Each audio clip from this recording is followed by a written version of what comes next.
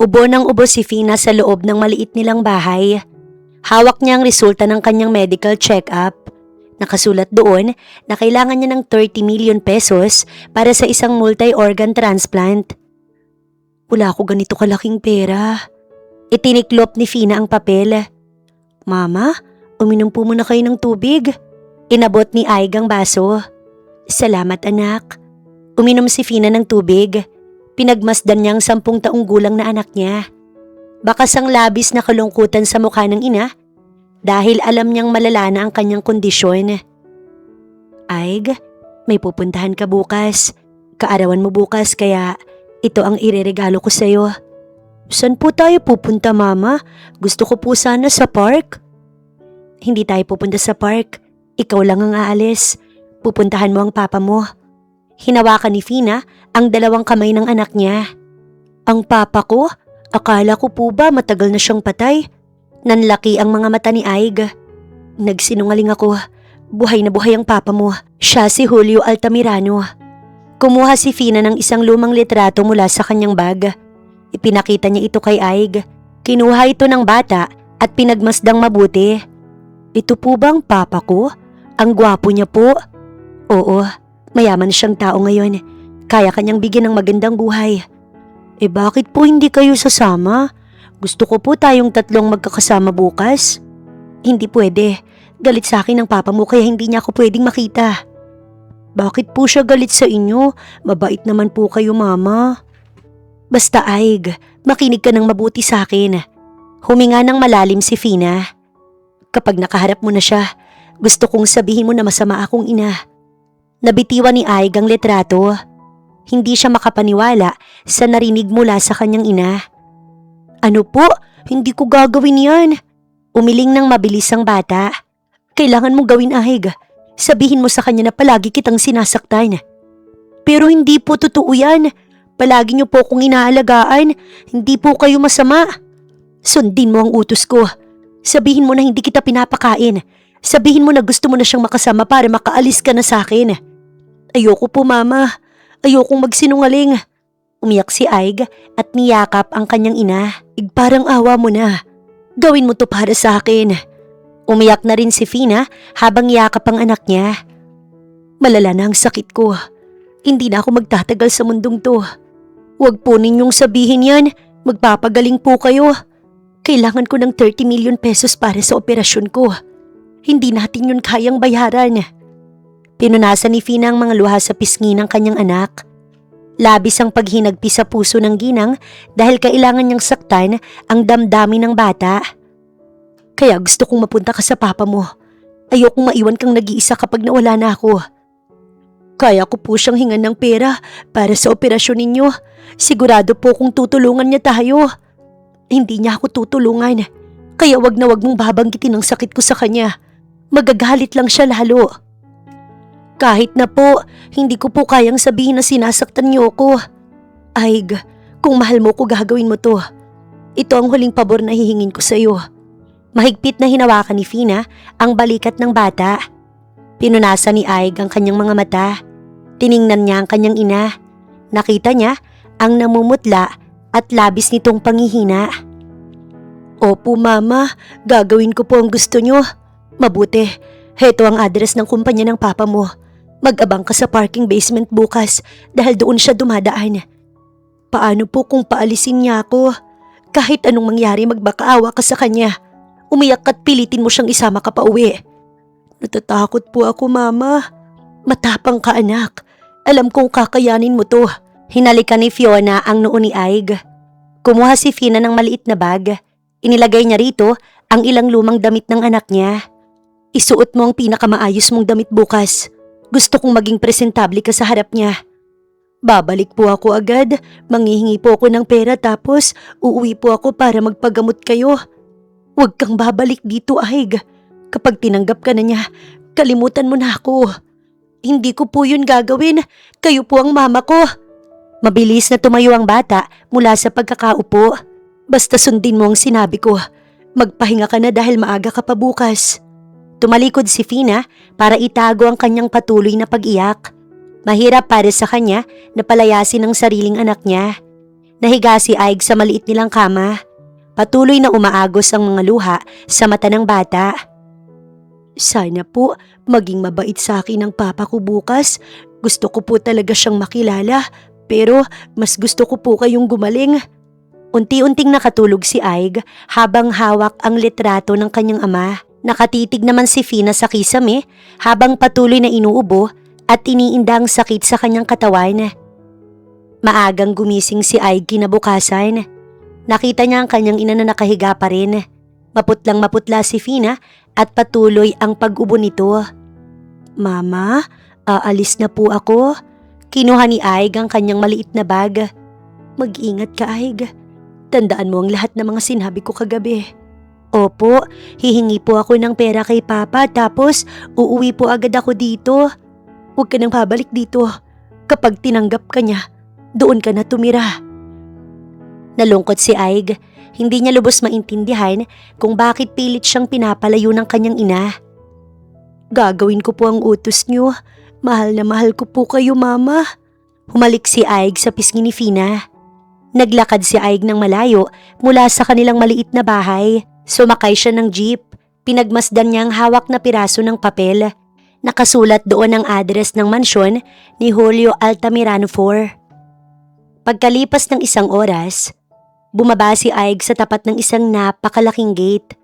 Makikita ang napakaraming makukulay na lobo sa loob. May malaking tarpaulin na nakasabit. Nakasulat ang pangalan ni Julius para sa pagdiriwang ng kanyang kaarawan. Kaarawan din ba ng anak niya ngayon? Humawak si Aig sa mainit na bakal na gate. Lumapit ang isang nakabarong na gwardya. May hawak itong mahabang radyo. Bata, bawal ka rito. Umalis ka na. Itinaboy ng gwardya si Aig. Gusto ko po sanang makausap si Julio Altamirano. Siya po kasi ang papa ko eh. Aba, alam mo ang pangalan ni Sir pero bawal nga ang mga pulubi rito sa subdivision. Hindi po ako pulubi. Anak niya po talaga ako. Huwag kang magsinungaling. Isa lang ang anak ni Sir Julio at nasa loob siya ngayon.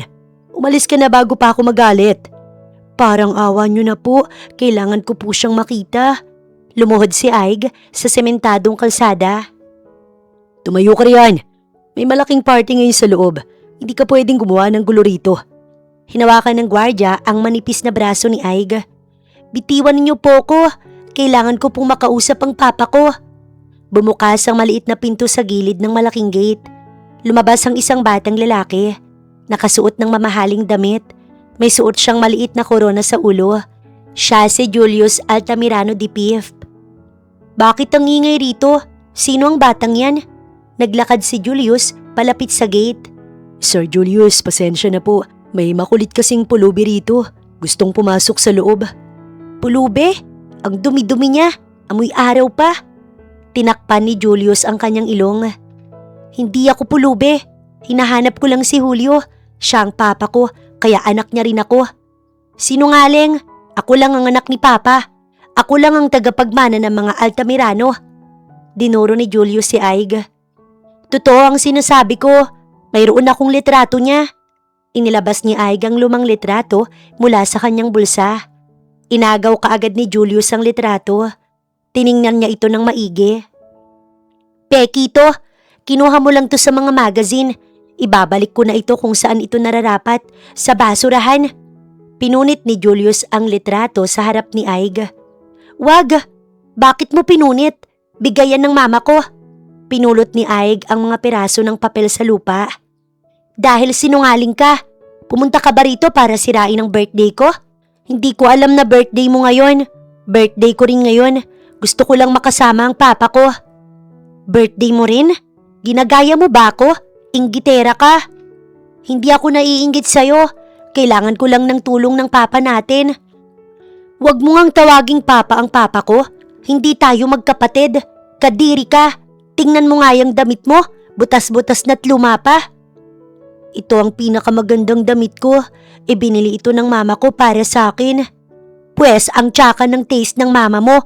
At for sure, pangit din siya dahil mga basahan ang binibili niyang damit sa'yo. Naluha si Aig. Hindi siya sanay na sinisigawan ng ibang tao. Mas lalong ayaw niyang nilalait ang kanyang ina. Huwag mong pagsabihan ng masama ang mama ko. Mabait siyang tao. Kung mabait siya, bakit kanya pinapapunta rito para manghingi ng pera?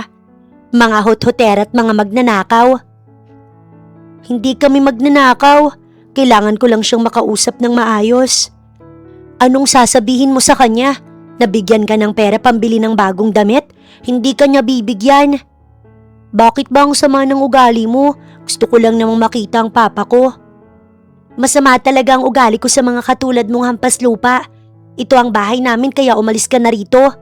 Itinulak ni Julius si Aig. Bumagsak si Aig sa lupa. Nasugatan ang kanyang tuhod dahil sa magaspang na semento. Aray ko, bakit mo ko tinulak? Hinawakan ni Aig ang kanyang dumudugong tuhod. Para umalis ka na. Guard, paalisin niyo na nga yan. Nakakasira ng araw. Opo, Sir Julius. Halika na bata, tumayo ka na riyan. Hinila ng gwardya si Aig patayo.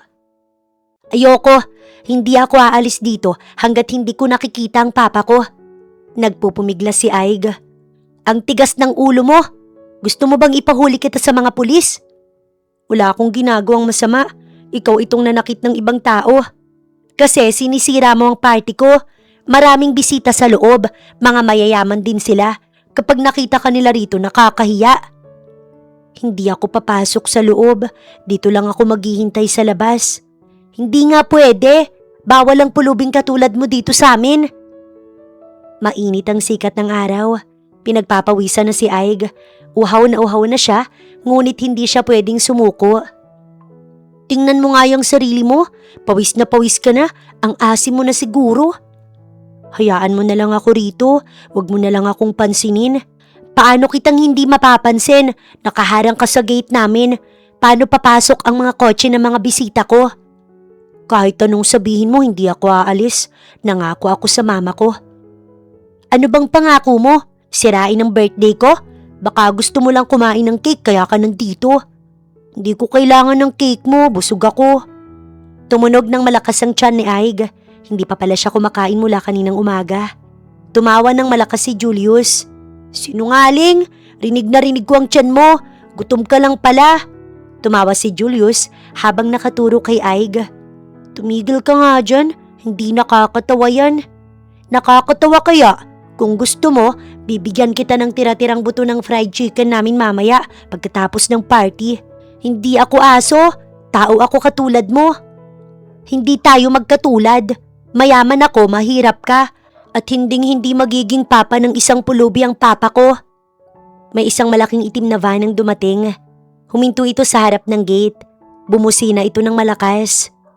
Sir Julius, tumabi po muna kayo. Papasok na po ang mga nag-deliver ng mga pagkain. Papasukin nyo na sila. Siguraduhin nyong hindi makakapasok ang pulubing yan. Tumabi si Julius sa gilid ng gate. Bumukas ang malaking gate. Pumasok ang van. Sinubukan ni Aig na sumingit sa pagitan ng sasakyan at gate. Ito na ang pagkakataon ko.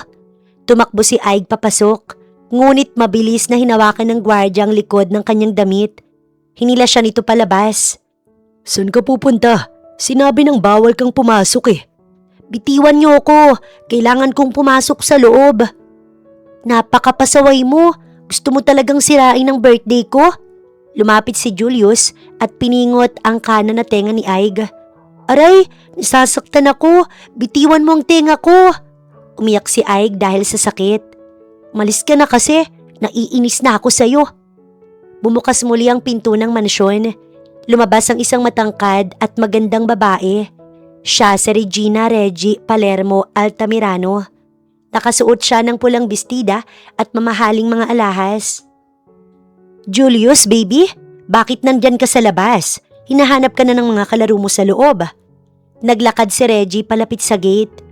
Mama, kasi po may pulubi rito. Gustong pumasok. Sinira niya ang birthday ko. Tiningnan ni Reggie si Aig mula ulo hanggang paa. Tinaasan niya ito ng kilay. Sino ang batang yagit na to? Hindi na ba ginagawa ng mga guard ang trabaho nila? Kung sino-sino na lang na pulubi ang nakakapasok sa subdivision natin? Hindi po ako pulubi. Hinahanap ko po si Julio Altamirano. Ako po ang anak niya. Nanlaki ang mga mata ni Reggie. Mabilis na nagbago ang ekspresyon ng kanyang muka mula sa pagtataka tungo sa matinding galit. Anong sinabi mo? Anak ka ni Julio? Opo, si Josefina Sanrial po ang mama ko. Gusto ko po sana siyang makausap eh. Josefina Sanrial? Anak ka ng babaeng yun? Humalukip-kip si Reggie at tiningnan ng masama ang bata. Mama, kilala niyo po siya? Sabi niya, anak din daw siya ni Papa. Huwag kang maniwala sa kanya, Julius. Anak siya ng isang babaeng walang ya. Huwag po ninyong pagsabihan ng masama ang mama ko. Aba, sumasagot ka pa. Manang-mana ka nga sa nanay mong mukhang pera. Dinuro ni Reggie si Aig sa muka. Hindi po mukhang pera ang mama ko. Mabait po siya. Mabait? Your mother is a shameful woman. Isa siyang gold digger na nang iwan kay Julio para sa isang mayamang lalaki noon. Sabi ko na nga ba mama eh, gusto lang niyang humuthot ng pera natin. Huwag kang lumapit sa batang yan, Julius. Baka mahawak ka kung anong mikrobyong dala niyan. Hinila ni Reggie ang kanyang anak palayo dito. Kailangan ko lang pong makausap si Papa. Kaarawan ko rin po ngayon. Wala akong pakialam kung kaarawan mo ngayon. Guard, bakit hindi mo pa pinapaalis ang batang to? Pasensya na po, Ma'am Reggie. Nagpupumiglas po kasi siya kanina. Lumapit ang gwardya. Hilahin mo siya palayo bago pa dumating ang asawa ko at makita ang basurang to. Bumukas ang malaking pinto ng mansyon. Lumabas si Julio Altamirano IV. May kasunod siyang lalaki na may hawak ng mga papeles. Siya si Credo, ang tapat na tauhan ni Julio. Anong nangyayari rito? Bakit may nag-iiyakan sa labas ng gate? Naglakad si Julio palapit sa kanila. Julio, darling, mabutit lumabas ka. May isang pulubi rito na sinisira ang party ng anak natin. Sinalubong ni Reggie ang kanyang asawa. Sino ang batang yan? Bakit ninyo pinapasok dito sa subdivision? Tiningnan ni Julio si Aig. Kayo po ba si Julio Altamirano? Ako po si Aig. Ako nga. Anong kailangan mo sa akin? Huwag mo na siyang kausapin, Julio. Anak siya ng babaeng nanloko sa noon. Anak siya ni Josefina Sanrial. Nanlaki ang mga mata ni Julio. Umigting ang kanyang panga dahil sa matinding galit. Bumalik sa kanyang isipan ang sakit ng nakaraan. Anong sabi mo? Anak siya ni Fina? Oo, at ang kapal ng mukha ng nanay niya na papuntahin ng batang ito rito para manghingi ng pera. Papa, kailangan ko po kayo. Gusto ko po sana kayong makasama. Huwag mo kong tawaging Papa. Wala akong anak sa babaeng yun. Itinulak ni Julio ang gate upang isara ito ng tuluyan, ngunit humarang si Aig. Totoo po, kayo po ang papa ko, sabi po ni mama sa akin. Sinungaling ang nanay mo. Iniwan niya ako nung mahirap pa ako. Sumama siya sa ibang lalaki dahil mukha siyang pera. Hindi po totoo yan. Mahal na mahal po kayo ni mama. Wala po siyang ibang lalaki. Lumapit si Reggie kay Julio. Hinawakan niya ang braso ng kanyang asawa. Sinimulan niyang lasunin ang isipan ni Julio. Nakikita mo na, Julio? Gusto ka na naman nilang perahan. Sigurado kung nalaman ng babaeng yun na bilyonaryo ka na ngayon. Hindi ako makapaniwala. Pagkatapos ng lahat ng ginawa niya sa akin, may lakas pa siya ng loob na magpadala ng bata rito. Ito na nga ang pagkakataon mo para makaganti, Julio. Iparamdam mo sa batang to ang sakit na pinaramdam sa'yo ni Fina noon. Huwag kang maawa sa kanya. Paalisin niyo na siya, Papa. Ayokong sirain niya ang kaarawan ko. Credo, tawagan mo ang mga pulis. Ipadampot mo ang batang to. Pero Sir Julio, bata pa po siya. Baka naman po totoo ang sinasabi niyang kayo ang ama niya. Humakbang paharap si Credo. Huwag mo akong pangunahan, Credo. Wala akong pakailam kung anak ko siya o hindi. Kadugo niyang babaeng sumira sa buhay ko. Tama yan, darling. Dapat malaman ng Fina na yan na hindi tayo mga tanga para utu-utuin niya. Papa, parang awa niyo na po. Pakinggan niyo naman po ako. Lumuhod si Aig sa kalsada sa labas ng gate. Patuloy ang pagiyak ni Aig. Nasasaktan siya sa mga masasakit na salita na sinasabi ng kanyang ama. Pilit niyang inaalala ang utos ng kanyang ina na magsinungaling, ngunit hindi niya ito magawa. Gusto ko lang po kayong makasama ngayong kaarawan ko. Wala akong pakialam sa kaarawan mo. Isa lang ang anak ko at si Julius yon. Dinuro ni Julio ang mukha ng bata. Narinig mo yon, bata? Wala kang puwang sa pamilyang to. Bumalik ka na sa gold digger mong nanay. Hindi po gold digger ang mama ko. Hirap na nga po kami ngayon. Kaya ka ba nandito?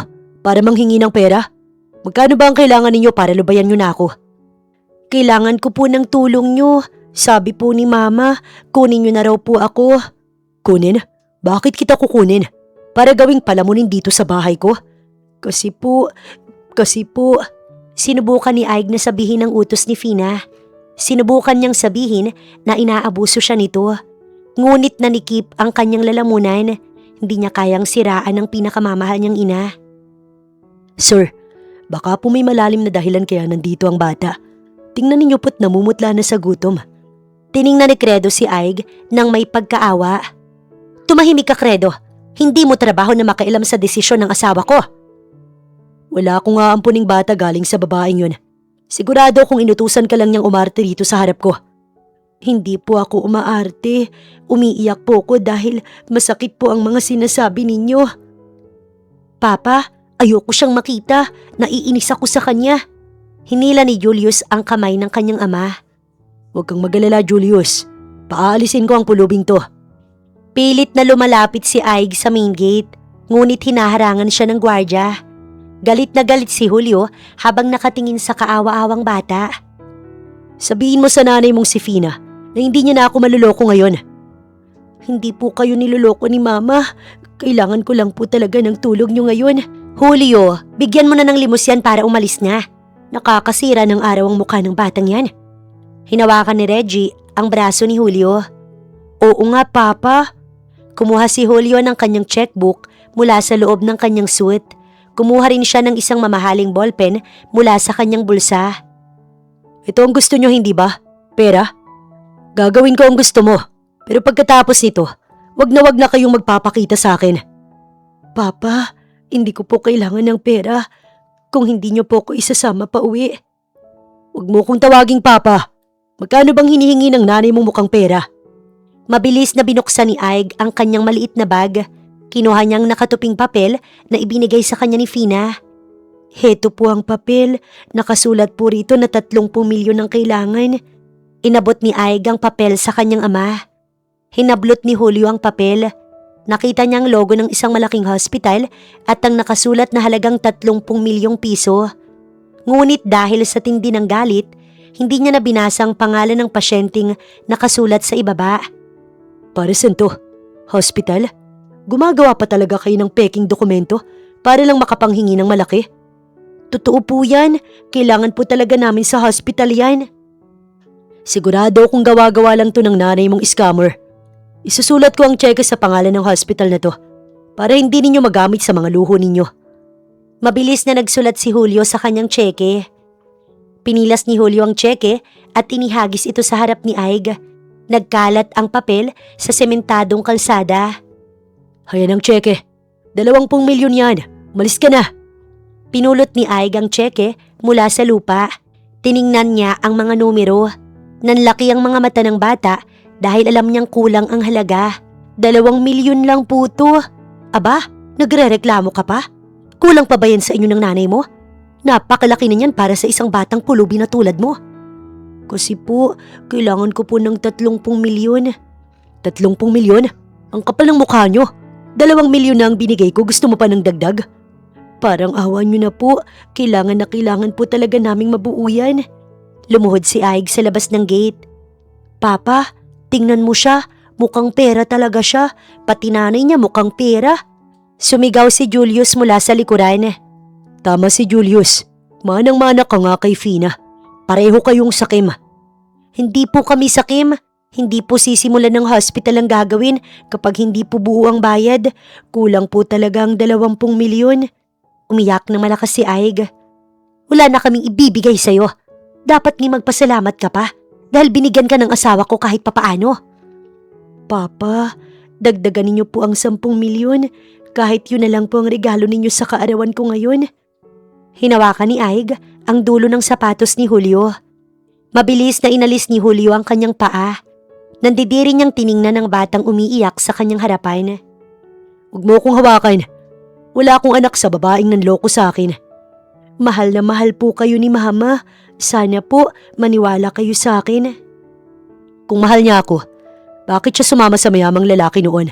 Sabihin mo sa nanay mo na ito na ang huling pagkakataon na magkakaroon kami ng ugnayan sa isa't isa. Iba po ang dahilan niya. Wala po siyang ibang lalaki. Wala po akong ibang naging papa kundi kayo. Tigilan mo na nga ang paggawa ng kwento, bata. Tanggapin mo na lang ang check at lumayas ka na sa harap ng pamamahay namin. Ani Reggie. Papa, tulungan niyo po ako. Baka po kasi… Hindi na ituloy ni Aig ang kanyang sasabihin. Naalala niyang mahigpit na utos ng kanyang ina na wag nitong babanggitin ang sakit nito. Mas lalong naiyak ang bata dahil hindi niya alam kung paano kukumbinsihin ang kanyang ama. Baka ano? Baka hindi makabili ng mga bagong damit at alahas ang nanay mo? Wala akong pakialam sa inyo. Lalo pang humagulugol si Aig. Alam niyang walang silbi ang tseke. Kulang ito para sa operasyon. Hawak-hawak niya ito ng mahigpit habang tinitingnan ang matatalim na tingin ng kanyang ama. Papa, parang awa niyo na po. Magmamakaawa po ako sa inyo. Huwag niyo po akong paalisin ng kulang ang dala. Wala akong pakialam kahit mamatay pa kayong dalawa sa gutom. Malis ka na at baka hindi ko mapigilan ang sarili ko sa maaaring gawin ko sa'yo. Shoo! Shoo! Umalis ka riyan, pulubi! Nag-umpisang pumalakpak si Julius para itaboy si Aig. Halika na, Julio. Pumasok na tayo. Hinihintay na tayo ng mga bisita natin sa loob para sa party ni Julius. Hinila ni Reggie ang braso ng kanyang asawa papasok ng gate. Tumalikod na si Julio. Wala siyang kahit anong awang naramdaman. Naglakad siya pabalik sa mansyon kasama ang kanyang pamilya. Papa, wag niyo po akong iwan dito. Kailangan ko po kayo. Tumayo si Aig at pilit na inabot ang likod ni Julio. Mabilis na isinara ng gwardya ang malaking gate. Naiwan si Aig sa labas habang mahigpit na hawak ang papel at ang tseke. Napahagulgol na lamang ang bata sa labis na sakit at pagkabigo. Pumasok sina Julio, Reggie at Julius sa loob ng compound. Naiwan si Credo malapit sa gate. Dinig na dinig pa rin nila ang pag-iyak ni Aig mula sa labas. Sir Julio, baka naman po totoo ang sinasabi ng bata. Tumigil ka nga, Credo. Huwag kang magpadala sa iyak ng batang yon. Pero sir, kamukhang kamukha ninyo po siya nung bata pa kayo. Ano bang pinagsasasabi mo riyan, Credo? Umayos ka nga. Humarap si Reggie kay Credo. Nagsasabi lang po ako ng totoo, Ma'am Reggie. Wala akong pakialam kung magkamukha kami. Anak siya ng babaeng nanloko sa akin. Itinuro ni Julio ang kalsada sa labas. Kawawa naman po ang bata. Nasa labas pa rin po siya at nagmamakaawa. Baka po kailangan talaga ng tulong para sa hospital. Nagpapaniwala ka naman sa peking papel na dala niya? Gawa-gawa lang yun ng nanay niyang gold digger. Credo, binabayaran kita para magtrabaho, hindi para makialam sa pamilya ko. Gusto ko lang po sana kayong paalalahanan. Baka po magsisi kayo sa huli kapag nalaman yung totoong anak niyo po siya. Hindi ko siya kapatid. Ako lang ang anak ni Papa. Hinila ni Julius ang kamay ni Julio. Huwag kang mag-alala, Julius. Hindi ko siya tatanggapin. Hinaplos ni Julio ang buhok ng anak niya. Sir, baka po pwede nating paimbestigahan para makasiguro lang po kayo. Sinabi na ngayon ko. Bakit bang tigas ng ulo mo, Credo? Julio, baka kailangan na nating tanggalin ang tauhan mong to. Masyadong nangingailam eh. Pasensya na po. Naawa lang po talaga ako sa bata, Ma'am Reggie. Hindi po biro ang halagang 30 milyon kung totoo pong may sakit ang nanay niya. Binigyan ko na siya ng 20 milyon. Malaking pera na yon. Pero kulang pa po yun kung operasyon po ang kailangan. Problema na nila yun, Credo. Kung mamatay ang nanay niya, wala na akong pakialam. Tumingin si Credo sa malaking gate. Nakita niya mula sa maliit na siwang ang batang si Aig. Nakaluhod pa rin ito at umiiyak sa gilid ng kalsada. Sir, kaarawan din po ng bata ngayon. Kahit yun na lang po sana ang isipin ninyo. Bakit ba ipinagtatanggol mo ang batang yan? Binayaran ka ba ng nanay niya, ha? Hindi po, Ma'am Reggie. May anak din po kasi ako kaya naiintindihan ko ang nararamdaman ng bata. Pwes, umuwi ka sa anak mo kung gusto mo. Huwag mo akong diktahan sa mga gagawin ko. Sir Julio, nagmamakaawa po ko para sa bata. Kausapin niyo po siya ulit. Yumuko si Credo sa harap ng kanyang boss. Isa pang salita, Credo, at tatanggalin na kita sa trabaho. Papa, paalisin na natin ang sasakyan. Ayoko na siyang makita. Tama si Julius. Credo, kunin mo ang susi ng sasakyan ko ngayon din. Saan po tayo pupunta, sir? Hindi tayo aalis. Ikaw ang aalis. Ilabas mo ang sasakyan ko at itaboy mo ang batang yan palayo. Pero sir, baka pumasagasaan ko siya. Eh di businahan mo ng malakas para matakot. Paalisin mo siya sa harap ng gate namin. Gawin mo nang inuutos ng boss mo. Masyado kang madaming reklamo. Itinulak ni Reggie si Credo. Wala nang nagawa si Credo. Kinuha niya ang susi mula sa kanyang bulsa. Naglakad siya papunta sa garahe at pinaandar ang makina ng sasakyan ni Julio. Siguraduhin mong hindi nababalik ang batang yan dito. Bumukas muli ang gate. Dahan-dahang inilabas ni Credo ang sasakyan. Nakita niya si Aig na umiiyak habang hawak ang tseke. Kuya, tulungan niyo po ako. Lumapit si Aig sa bintana ng sasakyan. Ibinaba ni Credo ang bintana. Tiningnan niya ng may labis na awa ang bata. Bata, umalis ka na rito. Baka saktan ka pa nila. Kailangan ko po ng dagdag na 10 milyon. Parang awa niyo na po. Wala akong ganito kalaking pera. Umayos ka na't umuwi ka na sa inyo. Hindi po ako pwedeng umuwi. Ayaw po akong pauwi ni Mama hanggat hindi ko kasama si Papa. Humagulgol si Aig at napakapit sa pinto ng kotse. Hindi ko niya tatanggapin. Mas masasaktan ka lang dito. Umuwi ka na sa mama mo para makasama mo siya. Sinara ni Credo ang bintana ng sasakyan. Tumulo ang luha mula sa mga mata ni Credo dahil sa awa. Ngunit kailangan niyang sundin ang utos ng kanyang amo. Pinaandar niya palayo ang sasakyan. Naiwan si Aig na umiiyak ng mag-isa sa gilid ng kalsada habang tuluyang sumasara ang malaking gate ng mansyon. Naglakad si Aig palayo sa malaking gate ng subdivision. Punong-puno ng luha ang kanyang mga mata. Mahigpit niyang hawak ang tseke na nagkakahalaga ng 20 milyon. Hindi ko na po kaya. Gusto ko na pong umuwi sa mama ko. Pinunasan ni Aig ang kanyang sipon gamit ang likod ng kanyang kamay. Huminto ang bata sa gilid ng kalsada. Wala siyang pakailam kung marami ang nakatingin sa kanya. Labis ang sakit na naramdaman niya sa mga binitiwang salita ng kanyang ama. Patawarin niyo po ako, Mama. Hindi ko po kayang sabihin na sinasaktan niyo ko. Sumakay si Aig sa isang jeep papunta sa hospital. Alam niyang naka-admit na doon ang kanyang ina matapos siyang umalis kaninang umaga. Pagdating sa hospital, mabilis siyang tumakbo papasok sa ward kung saan nakahiga si Fina. Aig, bakit ka nandito? Nagulat si Fina nang bumukas ang pinto ng kwarto. Mama! Tumakbo si Aig at mahigpit na yumakap sa kanyang ina. Anong ginagawa mo rito? Bakit ka bumalik? Pilit na inalis ni Fina ang pagkakayakap ng bata. Pinaalis po nila ako. Ayaw po nila sa akin. Ginawa mo ba ang inutos ko? Sinabi mo ba sa kanya na masama akong ina? Hindi po. Hindi ko po kayang magsinungaling sa kanya. Bakit hindi mo ginawa? Paano nang kinabukasan mo ngayon? Umiyak si Fina sa labis na pagkadismaya. Mas gusto ko po kayong makasama. Kahit maghirap po tayo, ayoko po doon. Ang tigas ng ulo mo, Aig. Pinapahamak mo ang sarili mo.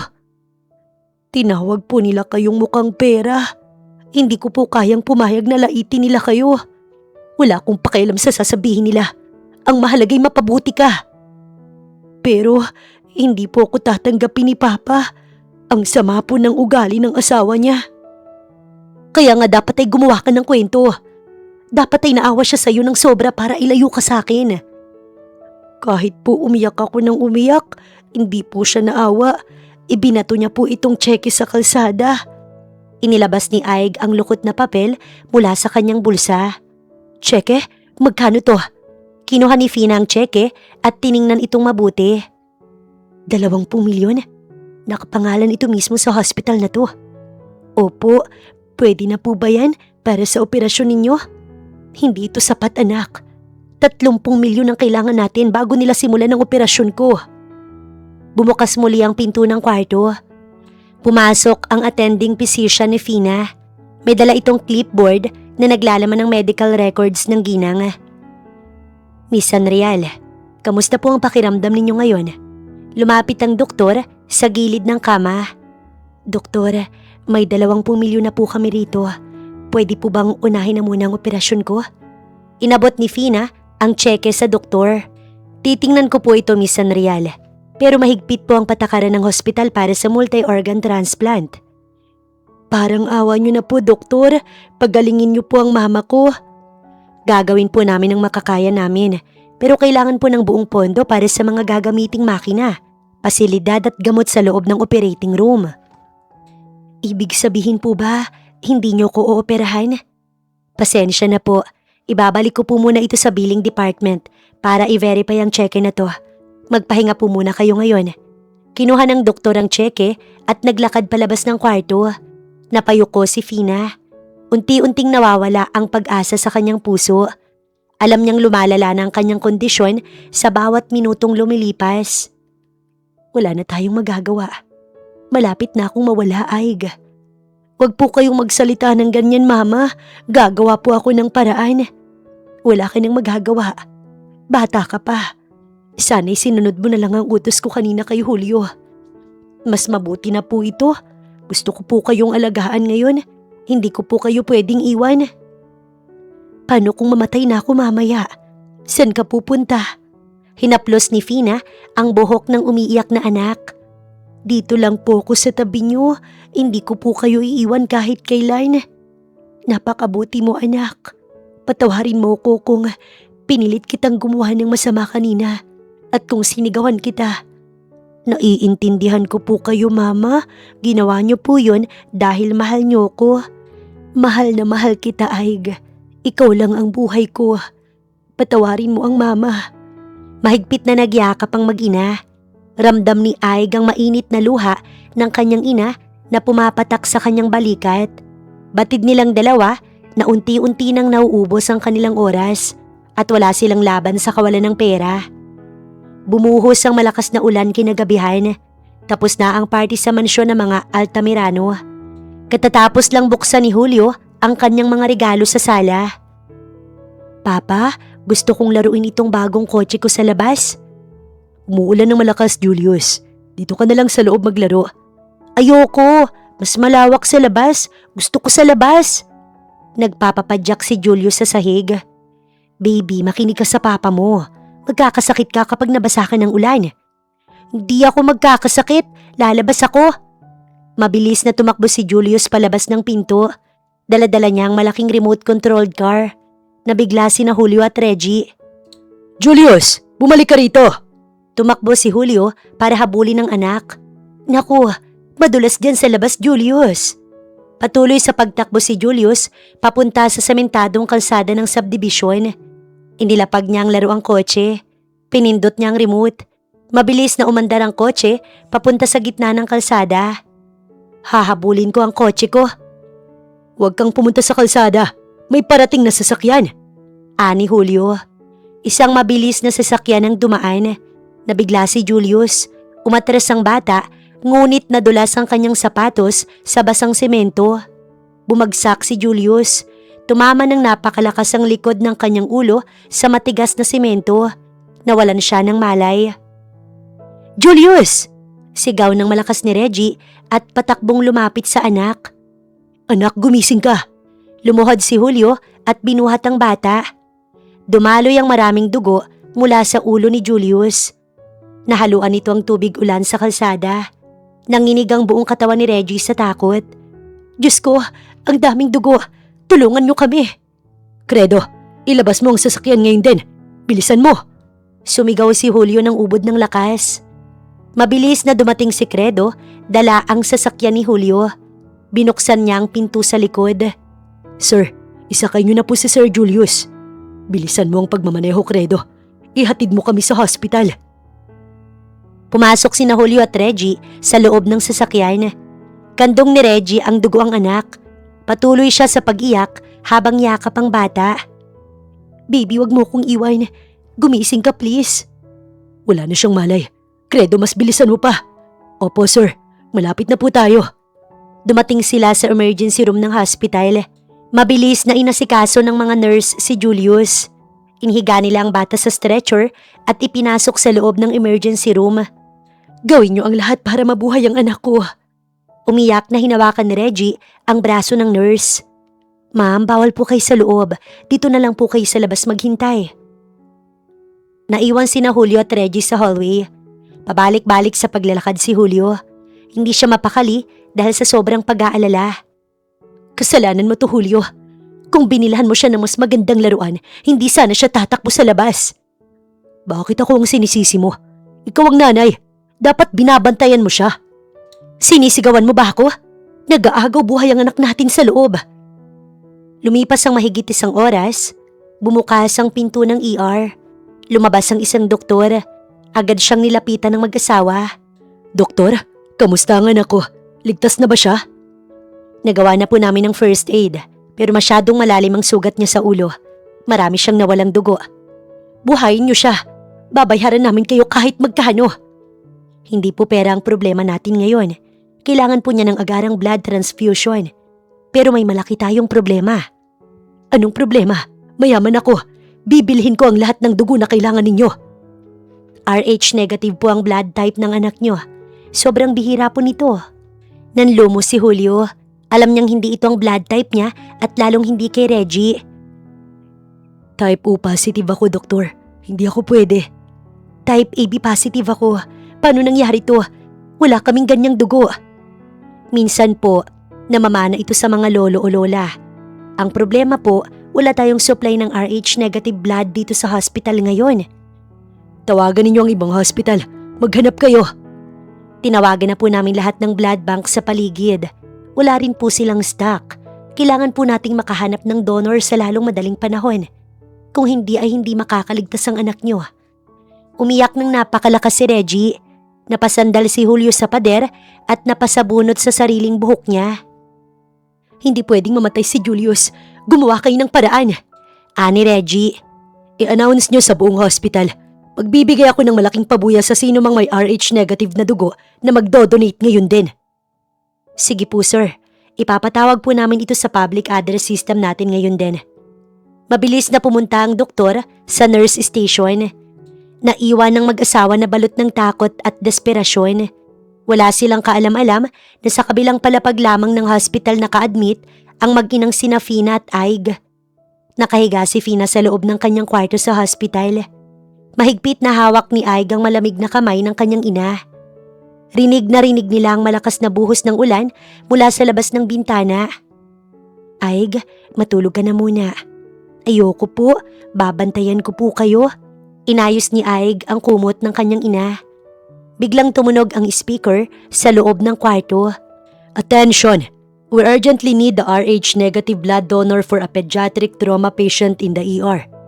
Please proceed to the nurse station immediately. RH negative? Sobrang bihira ng dugo niyan. Umubo si Fina. Mama, huwag niyo na po munang isipin yan. Magpahinga na po muna kayo. RH negative din ang dugo ko, Aig. May batang nangangailangan ng tulong ngayon. Pero may sakit po kayo. Bawal po sa inyo ang mapagod. Bumukas ang pinto. Pumasok ang isang nurse para mag-check ng dextrose ni Fina. Nurse, para kanino po ang panawagan sa speaker? Para po sa isang batang na aksidente sa ulan kanina. Nabagok po ang ulo eh. Critical po ang lagay niya ngayon at nauubusan na siya ng dugo. Nag-inject ang nurse ng gamot sa IV line. Sino po ang bata? Ano ang pangalan niya? Julius Altamirano de Pif po ang pangalan. Anak po siya ng isang bilyonaryo. Nag-aalok nga po sila ng malaking pera para lang sa makakapag-donate. Nanlaki ang mga mata ni Fina. Pamilyar na pamilyar sa kanyang pangalang iyon. Julius? Anak ni Julio?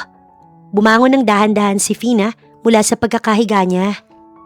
Siya po ang batang nagtulak sa akin kanina sa gate nila. Siya po yung umaway sa akin. Diyos ko, kailangan ko siyang tulungan, nurse. RH negative ang dugo ko. Kuhanan ninyo ko. Miss Anrial, hindi po kayo pwedeng mag-donate. Mahina po ang katawan nyo. Mahigpit pong pinagbabawal ang donasyon ng dugo sa kondisyon nyo ngayon. Kaya ko, kukuha lang kayo ng kaunting dugo. Mamamatay ang bata kapag walang tumulong sa kanya. Pasensya na po talaga, miss. Hindi ko po kayo pwedeng payagan.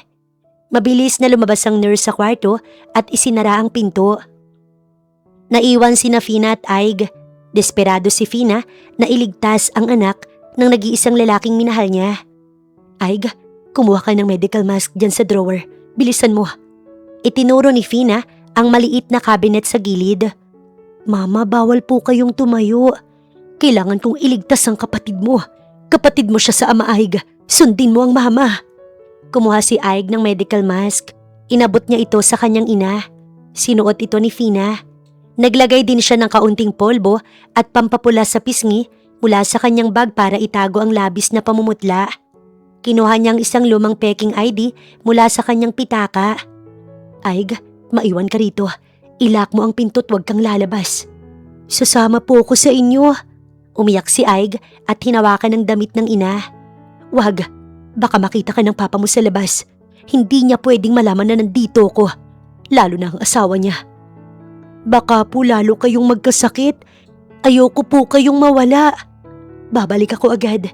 Ipapangako ko yan. Hinalikan ni Fina ang noo ng kanyang anak. Naglakad si Fina palabas ng kwarto. Naramdaman niya ang matinding pagkahilo. Kumapit siya sa pader ng hallway para hindi matumba. Naririnig pa rin niya ang inuulit na panawagan sa speaker. Sa kabilang palapag, patuloy ang pag-iyak ni Reggie. Pabalik-balik sa paglalakad si Julio. Bumukas ang pinto ng elevator. Lumabas si Fina na nakasuot ng mask. Nilapitan niya ang nurse station na malapit sa trauma room. Ako po, magdodonate po ako ng dugo para sa batang na aksidente. Inabot ni Fina ang peking ID sa dalawang nurse. RH negative po ba kayo, ma'am? Opo, heto ang blood type card ko. Salamat sa Diyos. Kanina pa po kami naghahanap. Halika na po agad sa blood extraction room. Nagmamadali ang nurse.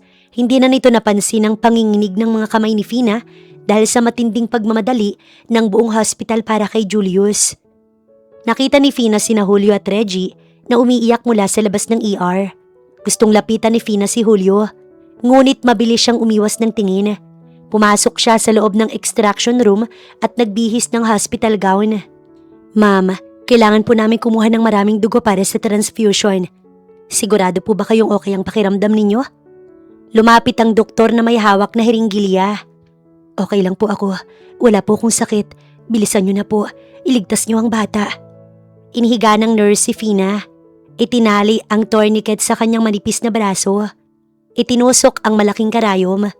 Ramdam ni Fina ang mabilis na paghigop ng kanyang dugo papunta sa blood bag.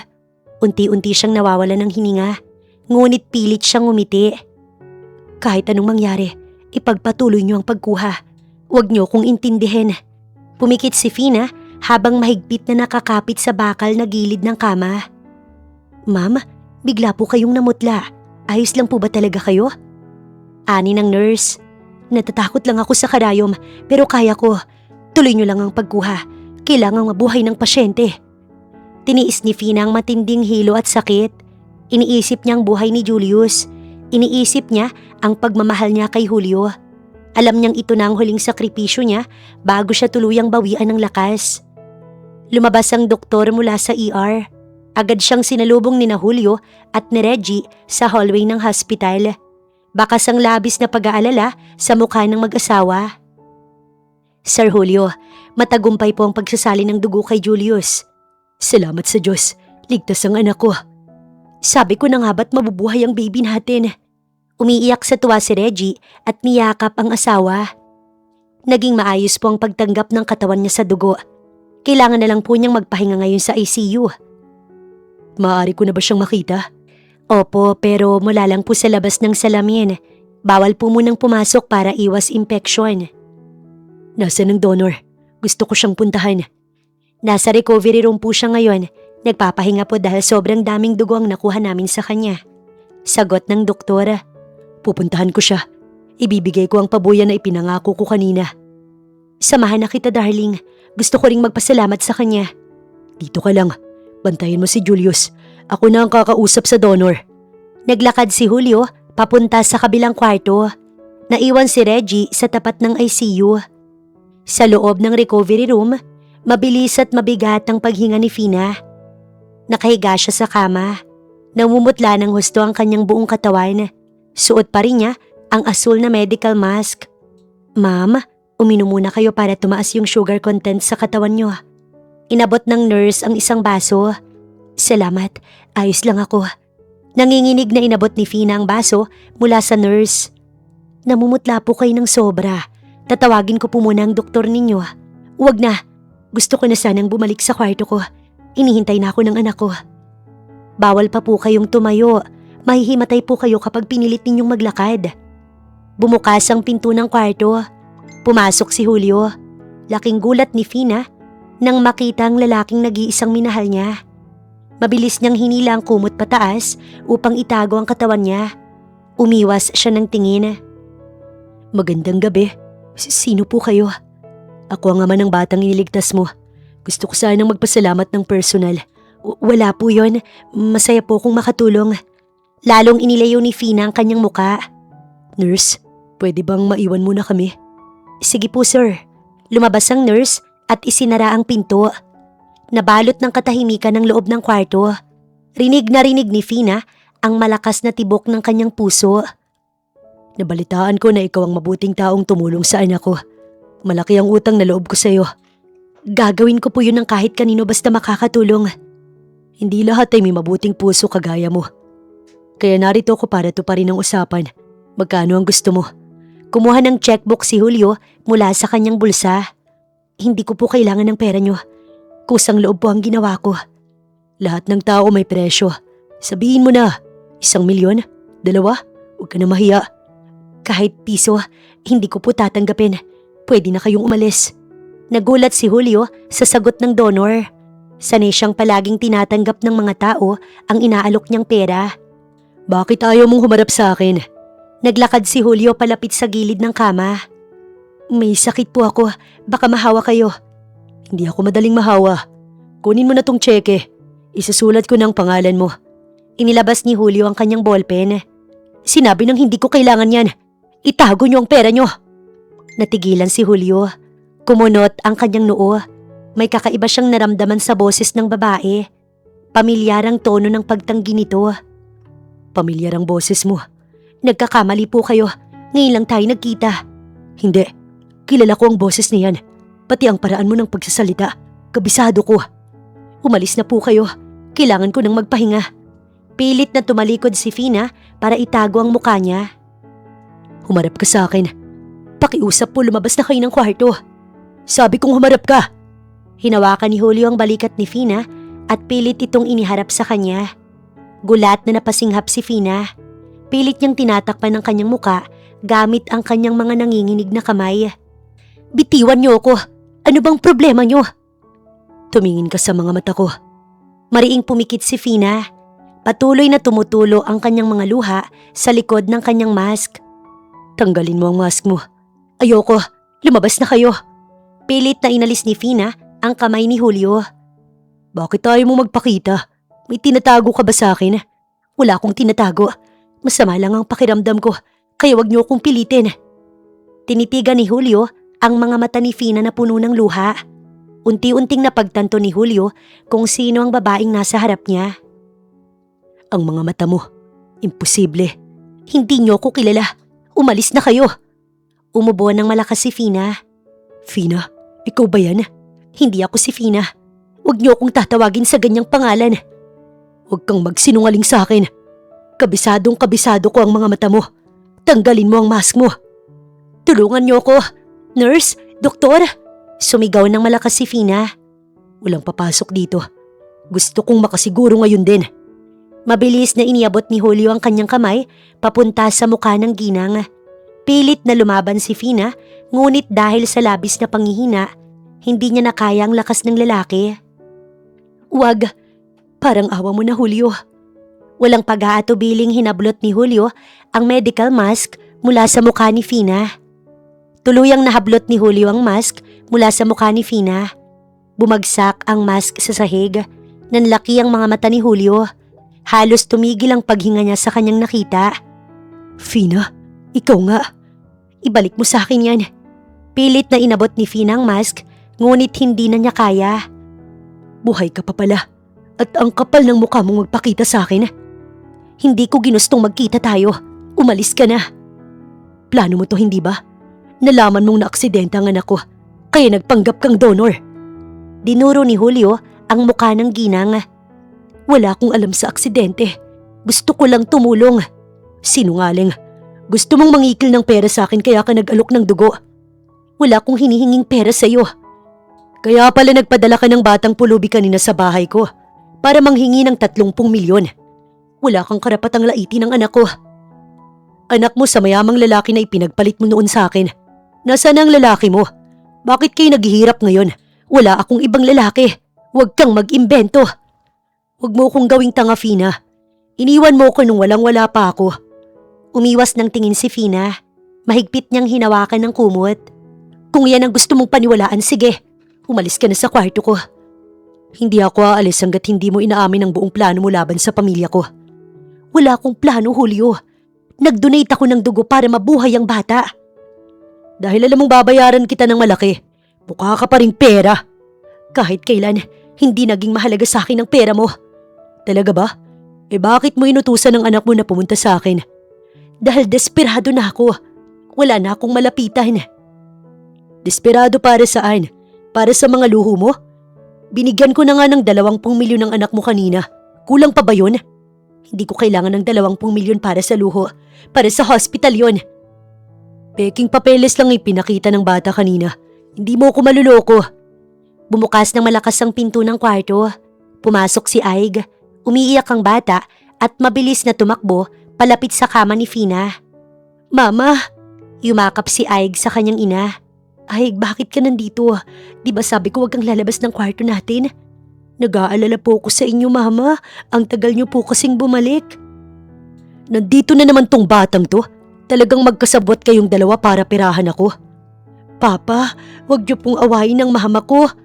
Humarap si Aig kay Julio at humarang sa harap ng kama. Huwag mo kong tatawaging Papa. Wala akong anak sa babaeng yan. Kayo po ang papa ko. Kayo lang po. Fina, sabihan mo ang anak mo na tumigil na sa pagsisinungaling. Hindi siya nagsisinungaling, Julio. Anak mo siya. Anak natin siya. Imposible. Iniwan mo ko para sa iba. Wala akong ibang minahal kundi ikaw lang.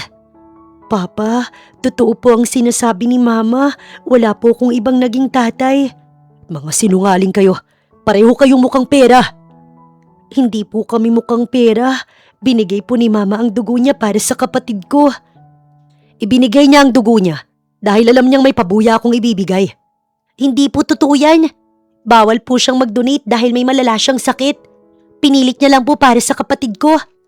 Nagulat si Julio sa sinabi ni Aig. Tiningnan niya ng maigi ang labis na namumutlang mukha ni Fina. Anong sakit? Gumagawa na naman kayo ng bagong kwento para maawa ako sa inyo. Pumasok ang doktor sa loob ng kwarto. Hinihingal ang doktor at bakas ang kaba sa muka. Miss Sanrial, bakit kayo umalis sa kwarto ninyo? Lumapit ang doktor sa kama ni Fina. Doktor, pasensya na po.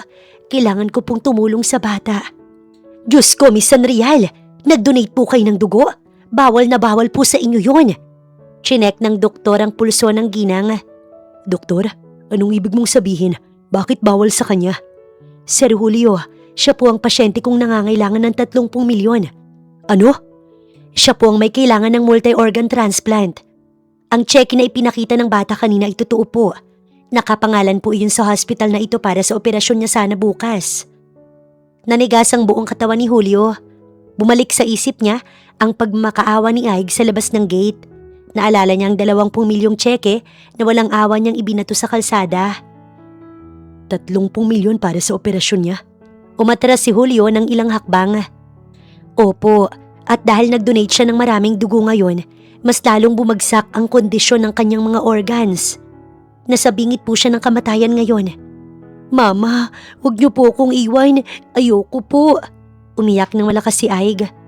Huwag kang umiyak, anak. Nandito lang ang mama.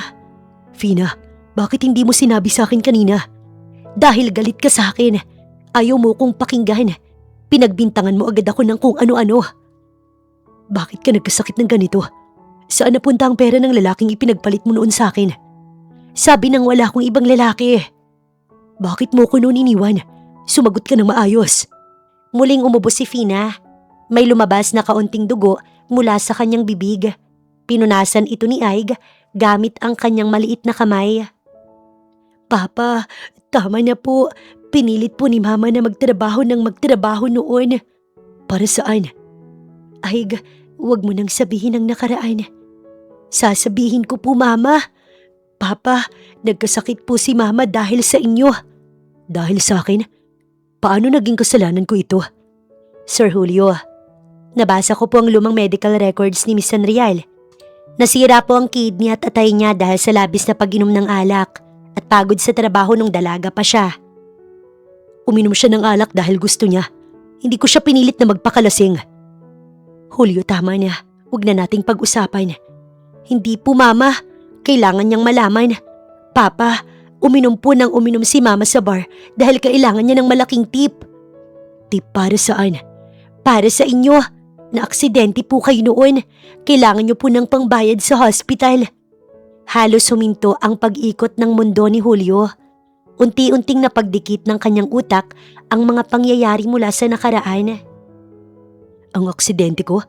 10 taon nang nakalilipas. Wala akong pera noon pambayad sa operasyon ko. Julio, pakiusap. Tumigil na tayo. Fina, ikaw ang nagbayad sa hospital ko noon. Paano? Lumapit muli si Julio sa kama. Nagtrabaho ako sa club. Uminom ako kasama ng mga customer gabi-gabi para makakuha ng malaking pera. Ginawa ko ang lahat para mabuhay ka lang. Bakit mo sinabing sasama ka sa mayamang lalaki pagkatapos kong gumaling? Dahil ayokong mag-alala ka sa akin. Ayokong makita mo kung nasisira ang kalusugan. Kaya nagpanggap ako. Gusto kong maghalit ka sa akin para mabilis mo kong makalimutan. Diyos ko, Fina, anong ginawa mo? Iniligtas kita dahil mahal na mahal kita. Kaya po nagkasakit si Mama ng malala. Binigay niya po ang lahat sa inyo, tapos itinaboy niyo lang kami ng ganito. Napaluhod si Julio sa sahig ng hospital. Tumulo ang kanyang mga luha mula sa kanyang mga mata. Nakaramdam siya ng matinding pagsisisi at pandidiri sa kanyang sarili. Ang tanga ko! Ang tanga-tanga ko! Sinampal ni Julio ang kanyang sariling muka. Julio, huwag mong saktan ang sarili mo. Itinaboy ko ang anak ko. Pinagdamutan kita ng pera para mabuhay ka. Pinabayaan kitang magdusa ng mag-isa sa loob ng maraming taon. Humagulgol ng malakas si Julio. Papa, tulungan niyo na po si Mama ngayon. May pera po kayo. Iligtas niyo po siya. Doktor, iligtas mo na siya. Babayaran ko ang 30 milyon. Kahit 100 milyon pa. Ihanda niyo na ang operating room ngayon din. Sumigaw si Julio habang nakaluhod sa harap ng doktor. Sir Julio, pasensya na po. Huli na po ang lahat. Anong huli na? May pag-asa pa siyang gumaling, di ba? Bibilin ko ang lahat ng gamot na kailangan niyo. Mabilis na tumayo si Julio. Hindi na po kakayanin ng katawan niya ang operasyon. Masyado na pong marami ang nawalang dugo sa kanya dahil sa pag-donate niya kanina ng dugo para kay Julius. Sa pagkakataong to, maaaring ang mga organs niya bumigay na ng tuluyan. Patuloy sa pag-iyak si Julio sa tabi ng kama ni Fina. Mahigpit niyang hawak ang kamay nito. Fina, huwag mo kaming iwan. Hayaan mo kong bumawi sa'yo. Julio, huli na ang lahat para sa akin. Umubo ng mahina si Fina. Mama, lalaban po kayo. Sabi niyo po hindi niyo ko iiwan. Patawarin mo ko, Aig. Gusto ko man, hindi na talaga kaya ng katawan ko, anak. Ako ang may kasalanan ng lahat. Kung naniwala lang sana ako sa inyo kanina, hindi aabot sa ganito. Wala kang kasalanan, Julio. Desisyon ko ang ginawa ko kanina. Para sa anak mo yun. Mula ngayon, hayaan mong ako ang mag-alaga kay Aig. Ako nang bahala sa kanya. Pangako ko yan sa'yo. Salamat. Hiling ko lang na mahalin mo siya. At huwag na huwag mong pababayaan. Mamahalin ko siya, higit pa sa sarili kong buhay. Pero kailangan ka rin niya. Kailangan kita. Humalik si Julio sa kamay ni Fina. Aig, lumapit ka rito, anak. Mama. Yumakap si Aig sa leeg ng kanyang ina. Maging mabuti kang bata. Sundin mo parati ang papa mo. Mahal na mahal kita, anak. Mahal na mahal ko rin po kayo, Mama. Huwag po kayong matulog. Julio, pinapatawad na kita. At mahal na mahal din kita. Pumikit si Fina. Unti-unting nawalan ng lakas ang kanyang katawan. Binitawan ng kanyang kamay ang kamay ni Julio. Tumunog ng tuloy-tuloy ang makina sa gilid ng kama. Mama, gising na po. Inalog ni Aig ang braso ni Fina. Doktor, gumawa kayo ng paraan. Buhayin niyo siya. Time of death, 11:45 p.m. Pasensya na po talaga, Sir Julio. Humagulgol sina Julio at Aig. Niyakap ni Julio ang kanyang anak ng napakahigpit. Pakiramdam ni Julio, gumuho ang buong mundo niya dahil sa pagkawala ng babaeng minsan niyang minahal. Lumipas ang 3 araw, inilibing na si Fina sa isang pribadong sementeryo. Nakatayo sina Julio at Aig sa harap ng puntod nito. Nakasuot sila ng formal na itim na damit. Hawak ni Julio ang balikat ng anak niya. Fina, tutuparin ko ang pangako ko sa iyo. Aalagaan ko si Aig. Hindi ko siya pababayaan.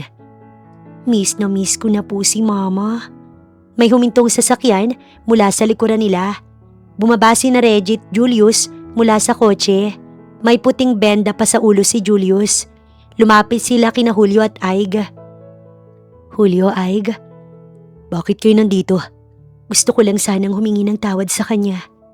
Lumapit si Reggie sa puntod at nag-alay ng mga bulaklak. Pumunta ba kayo rito para manggulo? Hindi. Nalaman ko na ang lahat mula sa doktor. Ang nanay ni Aig ang nagligtas sa anak ko. Siyang nagbigay ng dugo kay Julius. Nalaman niyo na rin na anak ko talaga si Aig? Oo, patawarin mo ko, Julio.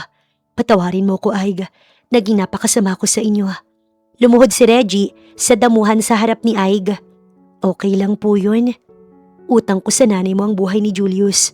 Kung hindi dahil sa dugo niya, wala na ang anak ko. Napakabuti ng mama mo. Umiyak si Reggie habang hawak ang kamay ni Aig. Aig, sorry kung inaway kita noon. Sorry din kung pinunit ko ang litrato mo. Lumapit si Julius sa kanyang kapatid. Pinapatawad na kita, tapos na yun. Sabi ni Mama, kapatid daw kita. Pwede ba tayong maging magkaibigan? Inabot ni Julius ang kanyang kamay. Oo naman, magkapatid tayo. Kinuha ni Aig ang kamay ni Julius. Salamat at naiintindihan ninyo ang sitwasyon. Mula ngayon, sa mansyon natitira si Aig. Bahagi na siya ng pamilya natin. Tatanggapin namin siya ng buong puso. Aalagaan ko siya gaya ng pag-aalaga ko kay Julius. Yun ang paraan ko para makabawi sa nanay niya at makapagpasalamat. Ani Reggie. Lumipas ang ilang linggo, bumalik sila sa mansyon. Naglalaro sina Aig at Julius sa malawak na sala. Nakangiting pinagmamasdan sila ni na Julio at ni Reggie. Aig, sa'yo na tong bago kong laruan. Gusto mo ba? Salamat, Julius. Ang ganda naman ito. Nakakatuwang makita silang magkasundo, Julio. Parang matagal na silang magkasama. Salamat sa pagtanggap mo kay Aig. Alam kong naging mahirap ito para sa iyo nung una. Mas mahirap ang mawalan ng anak. Binigyan tayo ni Fina ng pangalawang pagkakataon para itama ang mga mali natin. Gagamitin ko to para mas maging mabuting asawa at ina. Lumapit si Credo sa mag-asawa. May dala itong tray ng merienda. Sir Julio, heto na po ang pagkain ng mga bata. Salamat, Credo. At Credo, gusto ko ring humingi ng tawad sa'yo. Tama ka noon. Sana nakinig ako sa'yo. Nangyari na po ang nangyari, sir. Ang mahalaga ngayon, inako ninyo ang inyong responsibilidad kay Aig at masaya na ang pamilya ninyo. Sigurado kong masaya na ngayon si Fina. Alam niyang ligtas at masaya ang anak niya sa piling natin. Niyakap ni Julio si Reggie. Tumingin si Julio sa labas ng malaking bintana. Tumingala siya sa asul na langit. Naramdaman niya ang kapayapaan sa kanyang puso dahil alam niyang natupad niya ang kanyang pangako sa kanyang nag-iisang pag-ibig.